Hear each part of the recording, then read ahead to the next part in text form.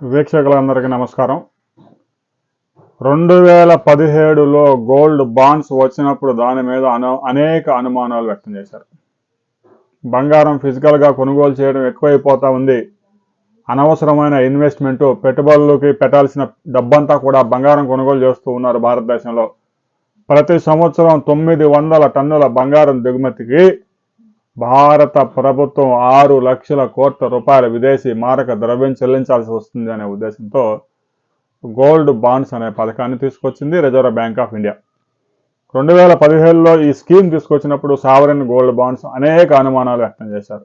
సహజంగా బంగారంలో ప్రతి సంవత్సరం 10 నుంచి 12% రిటర్న్స్ ఉంటాయి. కానీ గడిచిన 8 సంవత్సరాల్లో ఈ రిటర్న్స్ 25% పైగా వచ్చాయి. 2017లో గోల్డ్ బాండ్ రిలీజ్ చేసినప్పుడు గ్రాము బంగారం ధర 2950 రూపాయలకి ఇచ్చారు. ఆన్లైన్లో కొనుగోలు చేసిన వారికి 50 రూపాయల గ్రాముకి రాయితీ డిస్కౌంట్ కూడా ఇచ్చారు. చాలామంది కొనుగోలు చేయడానికి తడబటాయించారు. ఆనాడు గోల్డ్ బాండ్స్ కొనుగోలు చేసిన వారు, 1 లక్ష పెట్టుబడి పెట్టిన వారు 3 లక్షల రూపాయల రిటర్న్స్ ఈరోజు తీసుకుంటూ ఉన్నారు. రాబోయే రోజుల్లో ఈ గోల్డ్ బాండ్ స్కీమ్ని ప్రస్తుతానికి రిజర్వ్ బ్యాంక్ ఆఫ్ ఇండియా అయితే ఆపింది. ఎందుకంటే బంగారం ధరలు విపరీతంగా పెరిగిపోతా ఉన్నాయి.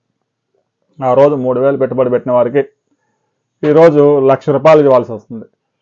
రాబోయే రోజుల్లో ఈ సంవత్సరం డిసెంబర్ నాటికే బంగారం ధర 1,25,000 దాటిపోతుందని అంచనాలు కూడా ఉన్నాయి.